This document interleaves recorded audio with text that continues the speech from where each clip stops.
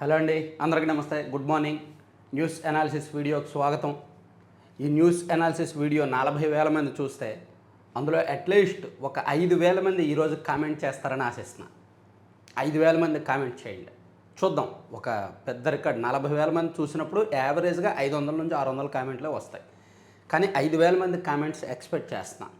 అలాగే 15,000 likes expect చేస్తున్నా. ఈ ఒక్కరోజు అది మనం సెట్ చేద్దామా లేదా, ఆ టార్గెట్ రీచ్ అవుతామా లేదా చూద్దాం. ఈ ఒక్కరోజుకి 15,000 లైక్స్ అండ్ 5,000 కామెంట్స్ కావాలి. ఏదో గుడ్ మార్నింగ్ అనో లేదంటే నేను చెప్తున్న దానికి మీ అభిప్రాయం ఏదో ఒకటి కామెంట్ చేయండి ఈ ఒక్కరోజుకి. ఇది నా రిక్వెస్ట్.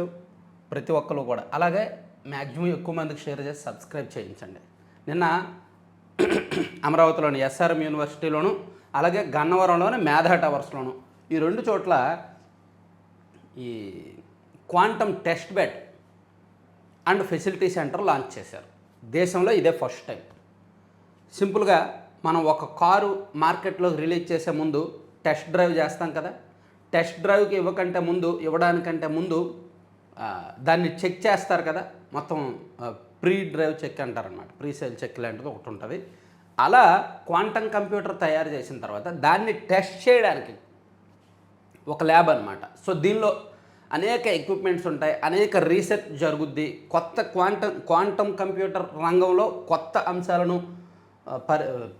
పరిశోధించడానికి ఈ ల్యాబ్స్ అనమాట. మేధా టవర్స్లో quantum reference facility centre and ఇట్లా ఐబిఎం నుంచి వచ్చేసరికల్లా తయారు చేయాలి. క్వాంటమ్ టెక్నాలజీలో ఇక స్వావలంబన. ఐబిఎం సంస్థ వచ్చే డిసెంబర్లో అమరావతిలో క్వాంటమ్ కంప్యూటర్ని ఏర్పాటు చేసే నాటికి అలాంటి కంప్యూటర్ని పూర్తి దేశీయ పరిజ్ఞానంతో ఇక్కడే తయారు చేయాలని అమరావతి క్వాంటమ్ మిషన్ ప్రతినిధులు శాస్త్రవేత్తలకు ముఖ్యమంత్రి చంద్రబాబు లక్ష్యం నిర్దేశించారు. క్వాంటమ్ పరిశోధనలకు నిధుల కొరత లేదని, ప్రభుత్వం నుంచి పూర్తి సహాయ సహకారాలు అందిస్తామని తెలిపారు. నిజానికి క్వాంటమ్ టెక్నాలజీకి, క్వాంటమ్ రంగానికి కేంద్ర ప్రభుత్వం కూడా నేషనల్ క్వాంటమ్ మిషన్ అనే పేరుతో నిధులు ఇస్తోంది.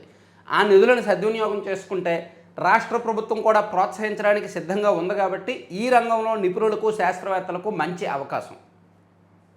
నిజానికి సాధారణ కంప్యూటర్ 24 గంటల్లో చేసే పనిని ఈ క్వాంటమ్ కంప్యూటర్ 10 నుంచి 20 నిమిషాల్లో చేసి పడేస్తుంది అనమాట. చాలా స్పీడ్గా ఉంటాయి.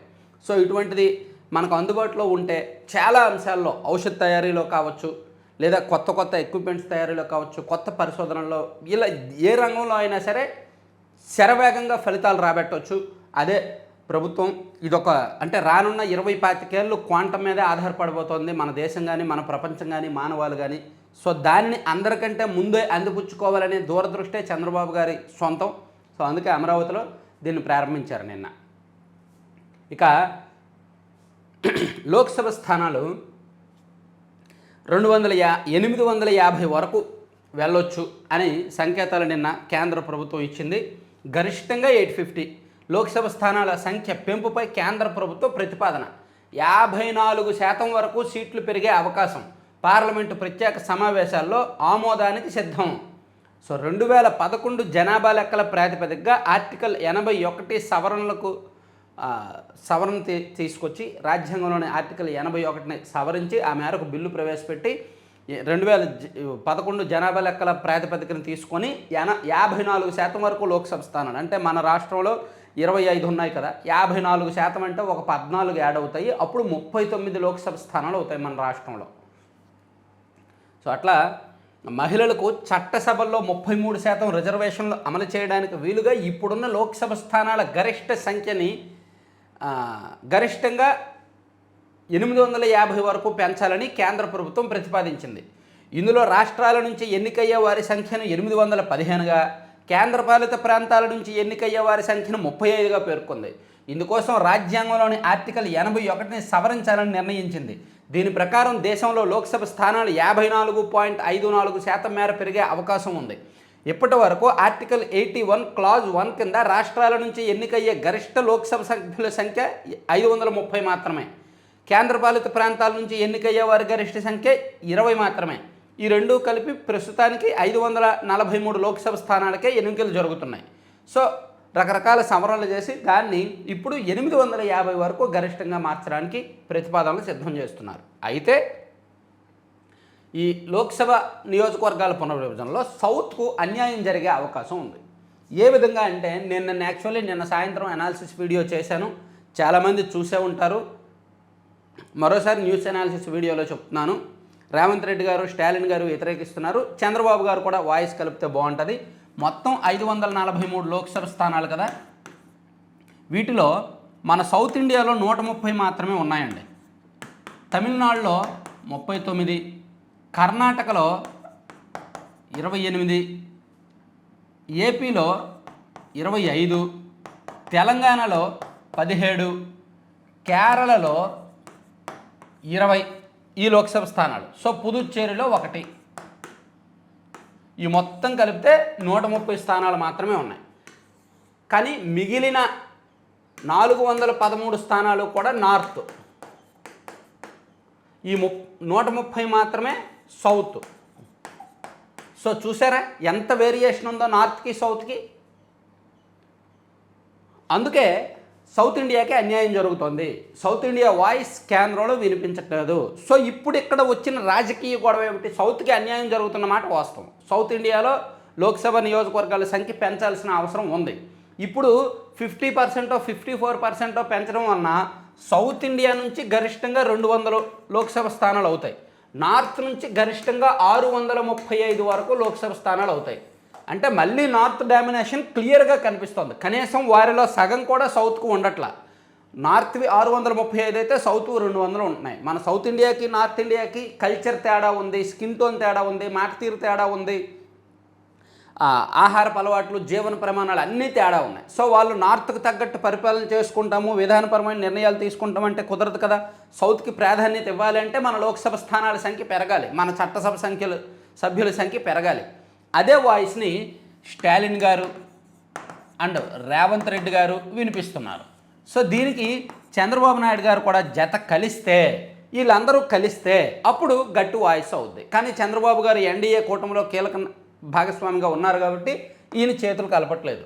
సో వీళ్ళిద్దరు మాత్రమే కొంచెం గట్టిగా మాట్లాడుతున్నారు. సౌత్కి అన్యాయం జరుగుతుంది, సౌత్లో మీరు దేశం మొత్తం ఎలాగైనా పెంచుకోండి, మీ నార్త్లో ఎలాగైనా పెంచుకోండి, మా వరకు మాత్రం 70% అబోవ్ 75% అయినా సరే పెంచాల్సిన అవసరం ఉందని వాళ్ళు చెప్తున్నారనమాట. ఇది సహేతుకమా కాదా అనేది మీరు ఒకసారి కామెంట్ చేయండి. సో ఇక్కడ ఇది లోక్సభ స్థానాలకు సంబంధించి. యాక్చువల్లీ నిన్న సాయంత్రమే నేను వీడియో చేశాను. గుండు సూదులో డీలిమిటేషన్ సౌత్కి అన్యాయమే అని ఒక వీడియో వచ్చింది, చూడొచ్చు. టీడీపీ గొంతెత్తితే మంచిది, డీలిమిటేషన్ సౌత్కి అన్యాయమే అని లెక్కలతో సహా చెప్పాము, అది చూడొచ్చు. సో ఈ 2 అంశాలను ఈనాడులో ప్రధానంగా ఇచ్చారు. ఇదిగోండి, ఈవెన్ ఆంధ్రజ్యోతిలో కూడా సేమ్ ఇదే. అమరావతి శక్తి ఇది, క్వాంటం కలసాకారంతో మరో చరిత్ర, రిఫరెన్స్ ఫెసిలిటీలను ప్రపంచానికి అందించాం, స్వదేశీ హార్డ్వేర్ను అందించే సత్తా రాష్ట్రానికి ఉంది, టెక్నాలజీని లాంచ్ ప్యాడ్గా అమరావతి, తొలి టెస్ట్ బెడ్స్ కలిగిన రాష్ట్రంగా ఏపీ, హార్డ్వేర్ను ధృవీకరించే సామర్థ్యం వచ్చింది, క్వాంటంలో 45 లక్షల మందికి శిక్షణ ఇస్తాం. 45 లక్షల మందికి క్వాంటంలో శిక్షణ మామూలు విషయం కాదు. సో దీన్ని హైలైట్ చేశారు. అండ్ 850 లోక్సభ సీట్లు, రాష్ట్రాల్లో 815, యూటీల్లో 35కు మించకూడదు అనేది ఇది ప్రధానంగా ఇచ్చారు. రాండాంగమే మహిళా రిజర్వేషన్ చట్టం అమలు కోసం రేపటి నుంచి పార్లమెంటు ప్రత్యేక భేటీలు, రాజ్యాంగ సవరణ బిల్లు ఆమోదానికి 364 మంది సభ్యులు మద్దతు కావాలి, ఎన్డీఏ కూటమి ఎంపీలు 293 మందే, ప్రతిపక్షాల చీలికకు మోదీ శిబిరం యత్నిస్తున్నట్టు విపక్షాల ఆరోపణ. సో రాజ్యాంగ సవరణ బిల్లు ఆమోదించాలంటే 1/3 మెజారిటీ కావాలి, 2/3 మెజారిటీ కావాలి. సో దానికి ఎన్డీఏ కూటమిలో ఉన్న ఎంపీల బలం సరిపోదన్నమాట. సో ఈ డీలిమిటేషన్ కానీ మహిళా రిజర్వేషన్ అంత ఆషామాషిగా జరిగే వ్యవహారం కాదు.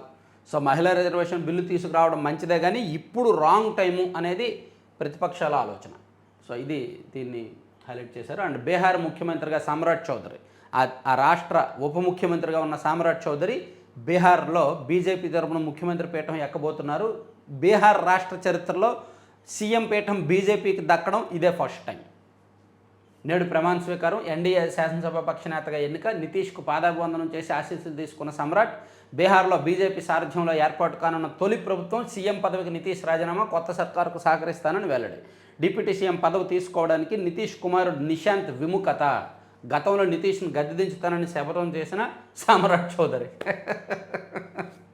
గతంలో నితీష్ని గద్దె దింపుతారని ఎప్పుడో శపథం చేశాడు ఆయన. అది ఇప్పుడు సాకారం చేసుకొని మళ్ళీ నితీష్ పాదవందనం చేసి ఆశీర్వాదం తీసుకున్నాడు. రాజకీయం. సో ఇప్పుడు నితీష్ వాళ్ళ అబ్బాయి నిశాంత్కి డిప్యూటీ సీఎం పదవి ఇస్తానన్నా సరే అతను విముఖత చూపించాడంట. బీహార్లో భాజపా తొలి సీఎం సమ్రాట్ చౌదరి. ఇక ప్రధాని మోదీకి ట్రంప్ ఫోన్ అంటండి. ఇద్దరు నేతల మధ్య 40 నిమిషాల పాటు సంభాషణ. హర్ముజ్ ద్వైపాక్షిక ఒప్పందాలపై చర్చ. పశ్చిమాసియాలో ఇరాన్తో శాంతి చర్చలు విఫలమైన నేపథ్యంలో అమెరికా అధ్యక్షుడు డొనాల్డ్ ట్రంప్ మంగళవారం భారత ప్రధాని మోదీకి ఫోన్ చేసి మాట్లాడారు. ఇరాన్పై యుద్ధం ప్రారంభమయ్యాక ప్రధాని మోదీతో అమెరికా అధ్యక్షుడు ఫోన్లో సంభాషించడం ఇది రెండోసారి. ఈ ఏడాదిలో మూడోసారి. ఇద్దరు నేతలు దాదాపు 40 నిమిషాల పాటు సంభాషించినట్టు సమాచారం. పశ్చిమాసియాలో పరిస్థితులు, హర్ముజ్ జలసంధిని తెరవడం, ఇద్దరు సోషల్ మీడియా గురించి కూడా మాట్లాడుకున్నారేమో. నాకు ఎంతమంది ఫాలోవర్స్ ఉన్నారు, నువ్వేమో సొంతంగా పెట్టుకున్నావు, నీకేమో ట్రూత్ సోషల్ అని సొంతంగా ఉంది, అందులో పిచ్చి పచ్చి పోస్టులు చేస్తావు, నాదేమో సోషల్ మీడియాలో ప్రపంచంలో అత్యధిక ఫాలోవర్లు ఉన్నది నాది, నేను మంచి మంచి ఫోటోలు దిగుతాను అంటే జస్ట్ ఫర్ ఫన్లే. సో నిజానికి వాళ్ళిద్దరూ సంభాషించారంటే కొన్ని కీలకమైన అంశాలే ఉండుంటాయి. కాకపోతే ఇద్దరు సోషల్ మీడియాని బాగా వాడే నేతలు, అది కూడా మర్చిపోకూడదు.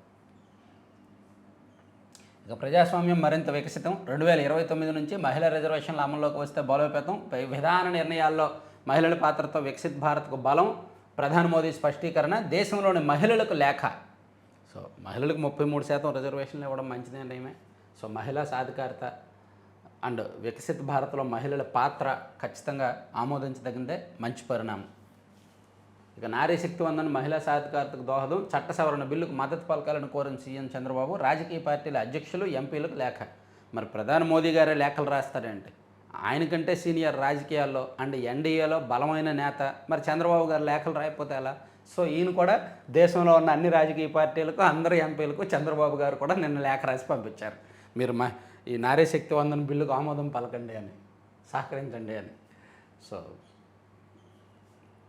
ఇక రోజుకో మినిస్టర్ చేత జగన్మోహన్ రెడ్డి గారిని విమర్శిస్తున్న తెలుగుదేశం పార్టీ దాన్ని కొనసాగిస్తూ నిన్న వైసీపీ నుంచే టీడీపీలో జాయిన్ అయి టీడీపీ కార్యకర్తల్ని, టీడీపీ ఎమోషన్స్ని పెద్దగా పట్టించుకొని పార్థసారథి గారు మాట్లాడారు.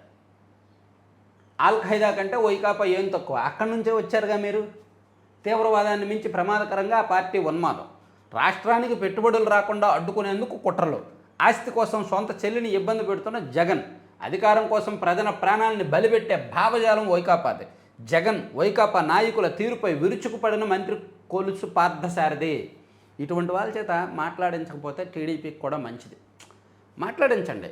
టీడీపీలోనే పుట్టి, టీడీపీలోనే ఎదిగి, టీడీపీ భావజాలాన్నే ఒంటికి పూసుకున్న వాళ్ళతో విమర్శించండి, తప్పులేదు. కానీ ఎప్పుడు ఏ పార్టీలో ఉంటారో తెలియదు.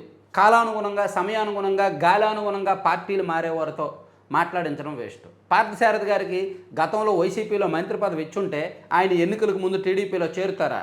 లేదు కదా. సో ఒకవేళ ఇప్పుడు ఆయనకు టీడీపీ కనుక మంత్రి పదవి ఇవ్వకపోతే ఆయన మాట్లాడతారా? లేదు కదా. సో కాన్స్టిట్యున్సీలో కానీ, జిల్లాలో కానీ పరిస్థితులు బాలేవు ఆయన పట్ల. సో అంటే నేను ఇక్కడ తెలుగుదేశం పార్టీ భావజాలం ఉన్న వాళ్ళతో జగన్మోహన్ రెడ్డి గారిని ఎంత ఘాటుగా, ధాటిగా విమర్శించినా పర్వాలా, అది రాజకీయ విమర్శలకు వాటకు వస్తుంది. కానీ ఇది అంత కరెక్ట్ కాదనేది నా ఉద్దేశం. సో మీ ఉద్దేశం ఏంటనేది కూడా కామెంట్ చేయండి. కొలంబియాలో పాబ్లో ఎస్కోబార్ కొకైన్ వ్యాపారం చేసి మాఫియా రాజ్యాన్ని ఏలాడు. డబ్బు లేదా బుల్లెట్ అనే సిద్ధాంతంతో ముందుకు నడిచాడు. ఇప్పుడు జగన్ కూడా అదే మాఫియా ఉగ్రవాద భావజాలంతో డబ్బు లేదా అధికారం అనే సూత్రంతో రాష్ట్రాన్ని సర్వనాశనం చేస్తున్నారు. ప్రజల్లో, పెట్టుబడిదారుల్లో భయాన్ని సృష్టించి రాష్ట్రాన్ని విచ్ఛిన్నం చేయడమే పనిగా పెట్టుకున్నారు అని మంత్రి కొలుసు పార్థసారథి ఘాటైన వ్యాఖ్యలు. ప్రతిరోజు వస్తున్న మంత్రులు ఘాటుగానే మాట్లాడుతున్నారు. అందులో భాగంగా ఈయన కూడా వివేక కేసు గురించి ప్రస్తావించారు. ఆ కేసు జరిగినప్పుడు ఈయన ఆ పార్టీలోనే ఉన్నారుగా. ఈయన కూడా అప్పట్లో జగన్మోహన్ రెడ్డి గారికి మద్దతు పలికారుగా. సో ఇవన్నీ మనం మాట్లాడుకోవాలి, నైతికత కూడా మాట్లాడాలి రాజకీయ విమర్శల గురించి మాట్లాడినప్పుడు. ఇక ఆడుదాం ఆంధ్ర, ఈ స్కామ్ గురించి ఎంత చెప్పినా తక్కువే. పాపం రాసిన వాళ్ళకి ఎలాగా ఉండదు, ఈ స్కామ్ ఇన్వెస్టిగేషన్ చేసిన వాళ్ళకి ఎలాగా ఉండదు. ఈ స్కామ్లో పాత్రదారులు, సూత్రధారులను అరెస్ట్ చేయడానికి కూటమి ప్రభుత్వానికి సిగ్గులేదు, స్కామ్ చేసిన వాళ్ళకి లేదు, ఈ ప్రభుత్వ పెద్దలకు లేదు. అంటే ఇలా అంటున్నాను నేను అనుకోవద్దు. ఎందుకంటే ఆడుదాం ఆంధ్రాలో స్కామ్ జరిగిందని కళ్ళెదురుగా అందరికీ తెలుసు. కూటమి ప్రభుత్వం అధికారంలోకి వచ్చినప్పటి నుంచి స్కామ్ జరిగిందని అందరూ చెప్తూనే ఉన్నారు. సీఎం గారికి తెలుసు, లోకేష్ గారికి తెలుసు, పవన్ కళ్యాణ్ గారికి తెలుసు, ఆ క్రీడల శాఖ మంత్రికి తెలుసు, శాప్ చైర్మన్కి తెలుసు. శాప్ చైర్మన్ రవినాయుడు అయితే ఒక 10 సార్లు చెప్పుంటాడు మీడియా ముందు. ఆడదాం ఆంధ్రాలో స్కామ్ జరిగింది, రోజాని త్వరలో అరెస్ట్ చేస్తాం, వారం రోజుల్లో రోజాని అరెస్ట్ చేస్తాం, 10 రోజుల్లో రోజాని అరెస్ట్ చేస్తామని. ఏమైంది? లేదు. ఎందుకంటే కూటమి ప్రభుత్వంలో ప్రస్తుతం సీఎంఓలో ఉన్న ఒక కీలకమైన అధికారి గతంలో రోజా గారితో సన్నిహితంగా మెలుగుతూ ఆ ఉమ్మడి చిత్తూరు జిల్లాలో ఆయన కలెక్టర్గా పనిచేశాడు. అప్పటి నుంచి రోజా గారు వైసీపీలో ఎమ్మెల్యేగా మొదటిసారి గెలిచినప్పటి నుంచి ఆ పరిచయాలు ఉన్నాయి. ఆ తర్వాత రోజా గారు క్రీడల శాఖ మంత్రిగా ఉన్నప్పుడు ఆయన క్రీడల శాఖ కమిషనర్గా కార్యదర్శిగా వచ్చారు. వచ్చినప్పుడు ఈ ఆడుదాం ఆంధ్ర వ్యవహారాలన్నీ జరిగాయి. సో ఇప్పుడు దీని మీద ఇన్వెస్టిగేషన్ మొదలు పెడితే మెక్కిందంతా కక్కిస్తే ఆయన కూడా కొంత కక్కాల్సి వస్తుంది. ఇప్పుడు చంద్రబాబు గారికి సన్నిహితంగా సీఎంఓలో ఉంటూ ఆయన మెక్కింది కక్కడానికి ఇష్టపడ్డగా, అందుకని రోజా గారి జోలికి వెళ్లకుండా ఆయనే అడ్డు వేస్తున్నాడనేది, ఆయన్ను సీఎంఓ నుంచి తప్పిస్తే ఆయన్ను కాసేపు కొన్నాళ్ళు పక్కన పెడితే అప్పుడు ఆడుదాం ఆంధ్రాలో కొంచెం డెప్త్గా ఇన్వెస్టిగేషన్ జరుగుద్ది. వైకాపా హయాంలో నిర్వహించిన ఆడుదాం ఆంధ్ర కార్యక్రమంలో 20.37 కోట్లు దోచుకున్నారని విజిలెన్స్ అండ్ ఎన్ఫోర్స్మెంట్ నిగ్గు తేల్చింది. నాటి క్రీడల శాఖ మంత్రి ఆర్కే రోజా ఈ కార్యక్రమం ముగింపు నిర్వహణ కాంట్రాక్టును తగిన అనుభవం అర్హతలు లేమి తన కుటుంబ సన్నిహితుడు కంపెనీకి కట్టబెట్టారని గుర్తించింది. అప్పటి శాప్ చైర్మన్ బైరెడ్డి సిద్ధార్థరెడ్డి తన ప్రధాన అనుచరుని ముందు పెట్టి అక్రమాలకు పాల్పడ్డారని నిర్ధారించింది.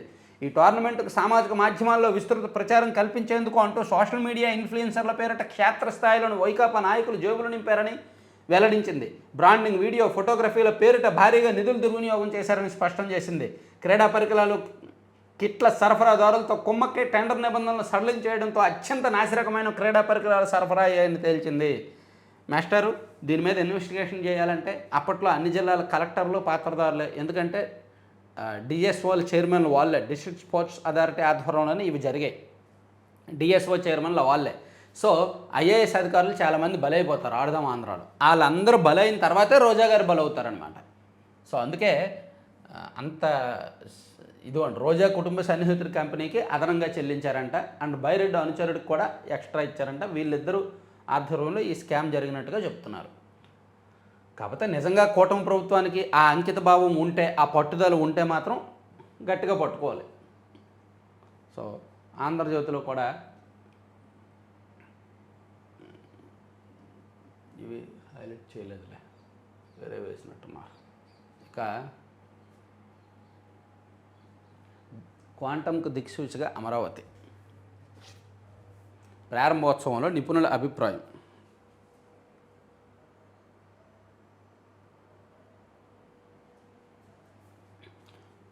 నేడు బ్రెడ్ 2000వ సంవత్సరం 2000వ గ్రంథాలయం ప్రారంభోత్సవం మంగళగిరిలోని పిఎం శ్రీ ఎంటీఎంసీ హై స్కూల్లో ఏర్పాటంట. నేడు ఇంటర్మీడియట్ పరీక్ష ఫలితాలండి ఉదయం 10:30కి వస్తున్నాయంట. అదొకటి చూడొచ్చు. తర్వాత ఆడదాం అందరూ చెప్పుకున్నాం. టీడీఆర్ బాండ్లు వద్దంటే భూసేకరణ చట్ట ప్రకారం పరిహారం ఇవ్వాల్సిందే, బాండ్లు తీసుకోవాలని ఒత్తిడి చేయడానికి వీల్లేదని హైకోర్టు. ఓకే, నారీ శక్తి వందన మహిళా సాధికారతకు దోహనం లేఖ రాశారు. పాపం కష్టపడి లేఖ రాసినట్టున్నారు. అల్ఖైదా కంటే వైకాపా ఏం తక్కువ. కుంభమేళా తరహాలో గోదావరి పుష్కరాలు ఉప ముఖ్యమంత్రి పవన్ కళ్యాణ్ సూచన. గోదావరి పుష్కరాలు కుంభమేళా తరహాలో నిర్వహించాలని ఉప ముఖ్యమంత్రి పవన్ కళ్యాణ్ సూచించారు. భరత్ యాదవే పులివెందులలో గంజాయి కింగ్ పిన్.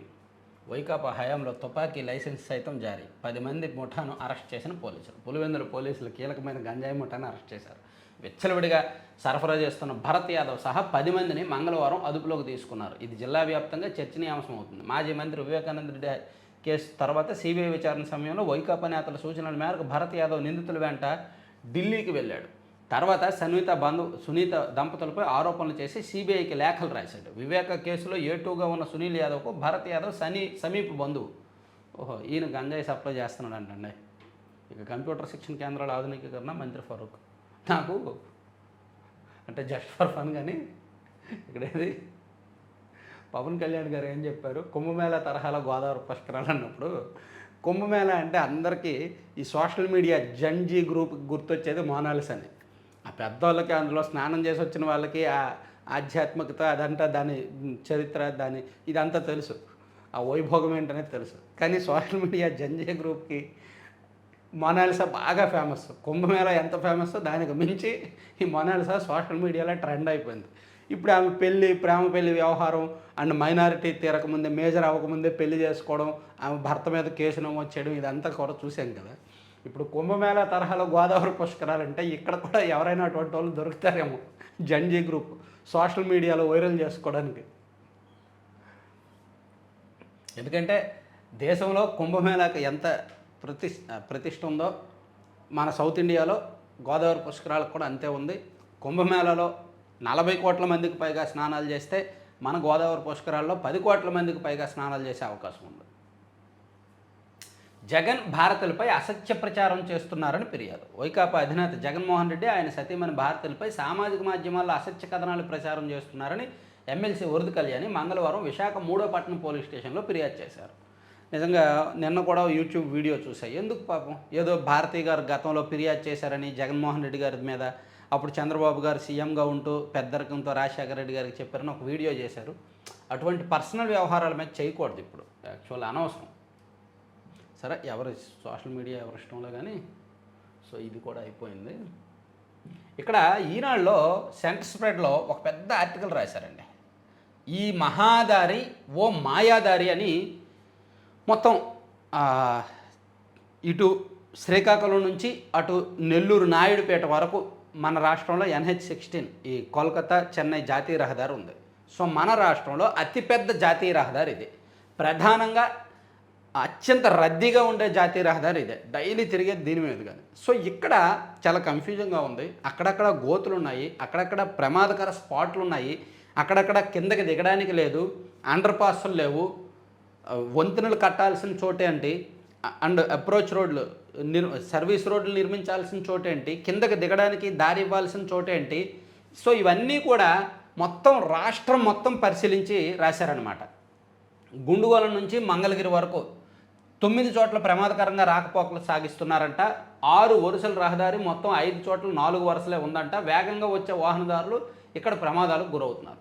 నరసనపేట నుంచి ఆనందపురం మొత్తం 6 లైన్, ద్విచక్ర వాహనాలు, ఆటోలు, ట్రక్కులు వంటి వాహనాలు 12 చోట్ల వ్యతిరేక దిశలో ప్రయాణిస్తూ కనిపించాయంట. ఆనందపురం, నక్కపల్లి కీలక కూడళ్లలో 11 చోట్ల అండర్ పాసులు లేకపోవడంతో స్థానికులు, వాహనదారులు ఇబ్బంది పడుతున్నారు.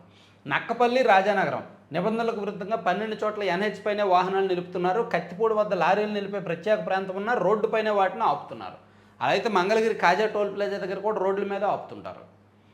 నేను ఈ రహదారి గురించి ఇంత రాశారు కదా, అన్ని చోట్ల కనిపించే కామన్ మిస్టేక్ ఏంటి తెలుసా? ఒక 4-5 చోట్ల బ్రేక్ ఇన్స్పెక్టర్లు, ఈ ట్రాన్స్పోర్ట్ డిపార్ట్మెంట్ బ్రేక్ ఇన్స్పెక్టర్లు లారీ ఇలా వెళ్తూ ఉంటుంది, దాన్ని సడన్గా ఆపుతారు, వాళ్ళేమో పక్కకి తీసుకుంటారు, ఆ పక్క నుంచి వెనక నుంచి వచ్చే కారో ఆటోనో ఏదో ఒకటి ఆ లారీని గుద్దేస్తాయి. దీనివల్లనే చిలకలూరుపేట దగ్గర మొన్న ఒక పెద్ద ప్రమాదం కూడా జరిగి కారులో 5-6 చనిపోయిన సంగతి గుర్తుంది కదా. అది ఇప్పటికే జరుగుతున్నాయి చాలా చోట్ల. నాకు గన్నవరం దగ్గర ప్రతిరోజు ఎక్స్పీరియన్స్ అవుతుంది. నాకు ఏలూరు నుంచి గన్నవరం విజయవాడ వెళ్తున్న సమయంలో గన్నవరం దగ్గర అలాగే చేస్తారు, అడ్డంగా ఆపుతారనమాట. లారీలో ట్రాన్స్పోర్ట్ వెహికల్ వస్తుంది, దాన్నేమో రవాణా శాఖ వాళ్ళు ఆపుతారు. ఆపినప్పుడు లారీ కూడా ఇలా వెళ్తున్నాడు కాస్త సడన్గా తిప్పుతాడు, అప్పుడు వెనక నుంచి వెళ్తున్న కారు ఏమవుద్ది, సడన్గా ఆపలేరుగా. సో ఇటువంటివి కూడా అరికట్టాలి. ఈ రవాణా శాఖ వాళ్ళు పాపాత్ములుగా తయారయ్యారు, పాపిస్టోళ్ళు అనకూడదు కానీ. సో మొత్తానికి ఈ రోడ్డు గురించి చాలా డీటెయిల్డ్గా రాశారు. ఈనాడుకు ఉన్న నెట్వర్క్ మొత్తం వాడుకొని రాష్ట్ర వ్యాప్తంగా ఆ కంట్రిబ్యూటర్లను రంగంలోకి దించి ఒక విస్తృతమైన పెద్ద వార్త రాశారు, మంచి వార్త రాశారు. ప్రభుత్వం కళ్ళు తెరవాల్సిన వార్త అయితే రాశారు.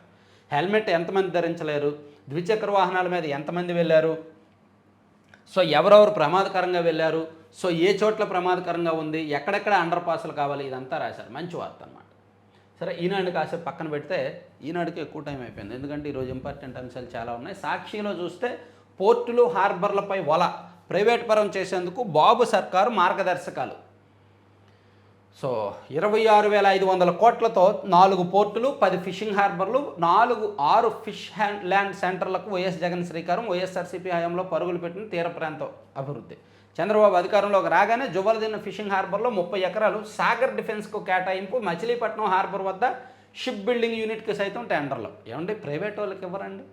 ఆ తీర ప్రాంతాలు ఉన్నాయి, అక్కడ డెవలప్ జరగాలంటే ప్రైవేట్ వాళ్ళకి ల్యాండ్ ఇవ్వాలి కదా, ప్రైవేట్ వాళ్ళకి అక్కడ అవకాశాలు కల్పించాలి కదా.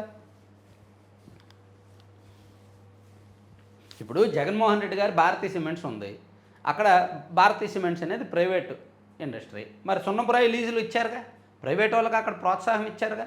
అలాగే జగన్మోహన్ రెడ్డి గారిది సండూరు పవర్ ఉంది, అక్కడెక్కడో పల్నాడు జిల్లాలో భూములు ఇచ్చారు. మరి అక్కడ ప్రైవేట్ కంపెనీకి ప్రభుత్వ భూములు ఇచ్చారుగా. అలాగే ఇక్కడ ఒక పోర్టు నిర్మిస్తున్నప్పుడు ఆ పోర్టు దగ్గరలో ప్రైవేట్ ఇండస్ట్రీస్ వస్తే ప్రైవేట్ వాళ్ళ ఇన్వెస్ట్మెంట్స్ పెడితే అక్కడ ఉపాధి కలుగుద్ది. మొత్తం గవర్నమెంట్ వాళ్ళే చేయలేరు కదా. సో మచిలీపట్నం, రామాయపట్నం, మూలపేట పోర్టుల నిర్మాణం గాలికి ఆగస్టులోనే ప్రధాని చేతుల మీదుగా ప్రారంభమైన జువ్వలదిన్నె ఫిషింగ్ హార్బర్ వాటిని ఇంతవరకు అందుబాటులోకి తేకపోగా ప్రైవేట్ సంస్థలకు కట్టబెడుతున్న పోయినమని గట్టిగా రాశారు. సో ఈరోజు జగన్మోహన్ రెడ్డి గారు జువ్వలదిన్నె ఫిషింగ్ హార్బర్కు వెళ్తున్నారు, అందుకని రాశారు. ఇక్కడ మెలుకుంది ఏంటి తెలుసా? జగన్మోహన్ రెడ్డి గారి పర్యటనకు మత్స్యకారులు ఎవరు వెళ్ళకూడదని డిసైడ్ అయ్యారు, నిన్నే తీర్మానించుకున్నారు. అంటే వాళ్ళు ఈ 4 బోట్లు మెకనైజ్డ్ బోట్లు తమిళనాడు నుంచి వచ్చి విడిపించారు కదా, అందులో బేదగారి హస్తం ఉంది కదా. సో అందుకు మేము ఏ రాజకీయ పార్టీతోనూ జతకట్టం, ఏ నాయకుడితో మేము మాట్లాడడం, ఏ నాయకుడి మీటింగులకు కూడా మేము వెళ్ళాం అని చెప్పి మత్స్యకారులు డిసైడ్ అయ్యారు. సో బేదగారితోనూ మాట్లాడరు, బేదగారి టీడీపీ వాళ్ళతోనూ మాట్లాడరు, అండ్ వైసీపీ నాయకుల మీటింగులకి వెళ్ళరు అని చెప్పి వాళ్ళందరూ డిసైడ్ అయ్యారు రాజకీయాలకు దూరంగా ఉండాలి అని. అది మంచి నిర్ణయం. అండ్ ఈ బోట్ల విషయంలో ఇతని పాత్ర ఉంది, బేదగారి పాత్ర ఉందని గట్టిగా రాశారు. బేద వెన్ను బోట్లకు ఇదిగో సాక్ష్యం. జువ్వలదిన్నె బోట్ల వివాదంలో టీడీపీ ఎంపీ బేద మస్తాన్ హస్తం. ఇన్నాళ్ళు తమకు సంబంధం లేదంటూ బొకాయించిన నేత తాజాగా వెలుగులోకి వచ్చిన ఫోన్ కాల్ రికార్డు డేటా, నిందితులతో సంప్రదింపులు జరిపినట్టు స్పష్టమైన ఆధారాలు, బోట్ల యజమానితో నేరుగా మాట్లాడిన ఎంపీ అనుచరుడు. ఉంటుంది, ఇతని హస్తం ఉంటుంది, ఇతను నమ్మడానికి లేదు. కొంతమందిని పార్టీని ముంచడానికే వస్తుంటారు, పార్టీలు మారుతుంటారు. ఈయన కూడా అంతే, బేదా కూడా ఆకువాకే చెందిన వ్యక్తి. కర్రు గట్టిన టీడీపీ అదేమీ కాదు. కష్టకాలంలో ఉన్నప్పుడు వైసీపీకి వెళ్ళి వైసీపీలో సేద తీరి మళ్ళీ టీడీపీలోకి వచ్చి ఇప్పుడు టీడీపీలో సేద తీరి ఇదిగో ఇలా మత్స్యకారులకు సంబంధించి వ్యతిరేకత తెచ్చుకున్నారు. ఆ ఎఫెక్ట్ ప్రభుత్వం మీద కూడా పడుతుందన్నమాట. సో ఇటువంటి వాళ్ళ విషయంలో ప్రభుత్వాలు టీడీపీ జాగ్రత్తగా ఉంటే మంచిది. లోక్సభ స్థానాలు 850 అనేది హైలైట్ చేశారు. రాజకీయ రాబందు అవినీతి చంద్రిక, ఇది చంద్రబాబు నిజస్వరూపం. నాడే కుండబద్దలు కొట్టిన ఎన్టీఆర్ దగ్గుబాటి, చంద్రబాబు చేసిన ద్రోహాన్ని వెల్లడించిన మామ ఎన్టీ రామారావు, బాబు కుట్రలు అవినీతిని దుయ్యబట్టిన తోడలుడు దగ్గుబాటి, ఒక చరిత్ర కొన్ని నిజాలు పుస్తకంలో బాబును ఎండగట్టిన వైనం. ఎస్, దగ్గుబాటి వెంకటేశ్వరరావు గారు చంద్రబాబు గారిని విమర్శించారు, నిజమే. ఆయన టార్గెట్ చేస్తూ పుస్తకాలు రాశారు, ఆయన టార్గెట్ చేస్తూ రాజకీయం చేశారు. దగ్గుబాటి వెంకటేశ్వరరావు గారిని వాడుకోవాలి, చంద్రబాబు గారిని మరింత ఇరుకును పెట్టాలని జగన్మోహన్ రెడ్డి గారు చూశారు, అందుకే ఆయన్ని వైసీపీలోకి తీసుకున్నారు. కానీ అది పని అవ్వలేదు, ఫలించలేదు. సో ఇప్పుడు దగ్గుబాటి గారు విమర్శించారు. మరి ఇప్పుడు అలా అయితే షర్మిల గారు కూడా రేపు ఎల్లుండో పుస్తకం రాసేస్తారు జగన్మోహన్ రెడ్డి గారి మీద, జగన్మోహన్ రెడ్డి గారి నైజం మీద, వ్యక్తిత్వం మీద, తనకు చేసిన అన్యాయం మీద. అది కూడా సాక్షిలో ప్రచురిస్తారా? అలాగే విజయమ్మ గారు ఒక లేఖ రాశారు ఈ మధ్య జగన్మోహన్ రెడ్డి గారి గురించి, అది కూడా సాక్షిలో ప్రచురించాల్సింది. ఇప్పుడు దగ్గుబాటి వెంకటేశ్వరరావు గారు రాశారు, ఓకే, నిజంగానే చంద్రబాబు గారిని దగ్గుబాటి గారు విపరీతంగా విమర్శించారు, టార్గెట్ చేశారు, అందులోంచి బయటకు వచ్చారు, చాలా చేశారు. అది రాజకీయంగా ఉన్న గ్యాప్, కుటుంబపరంగా ఉన్న గ్యాప్ కాదు. మరి ఇప్పుడు కుటుంబపరంగా కూడా గ్యాప్ ఉంది కదా షర్మిల గారికి, విజయమ్మ గారికి, జగన్మోహన్ రెడ్డి గారికి. సో సాక్షిలో ఇది రాసే కొద్దీ టీడీపీ వాళ్ళు షర్మిల గారి వ్యవహారాన్ని, విజయమ్మ గారి వ్యవహారాన్ని, విజయమ్మ గారు రాసిన లేఖలను బయటకు తీసుకొస్తారు. అనవసరంగా సాక్షి వాళ్ళు రిస్క్ చేస్తున్నారేమో అనిపిస్తుంది. ఇవన్నీ కేలికి. ఏమంటారు? మళ్ళీ చర్చలు 2 రోజుల్లో జరగవచ్చు. అమెరికా అధ్యక్షుడు ట్రంప్, అమెరికాది బాధ్యతారాహిత్యం, హర్మూజ్ దిగ్బంధంపై చైనా. పశ్చిమాసియాలో యుద్ధానికి తెరదించే దిశగా అమెరికా, ఇరాన్ మధ్య 2వ దఫా చర్చలు జరిగే అవకాశాలు కనిపిస్తున్నాయి. ఓకే, టీడీఆర్ బాండ్లే తీసుకోవాలని బలవంతం చేయొద్దు, బాండ్లు ఐచ్ఛికమే తప్ప తప్పనిసరి కాదని హైకోర్టు చెప్పింది.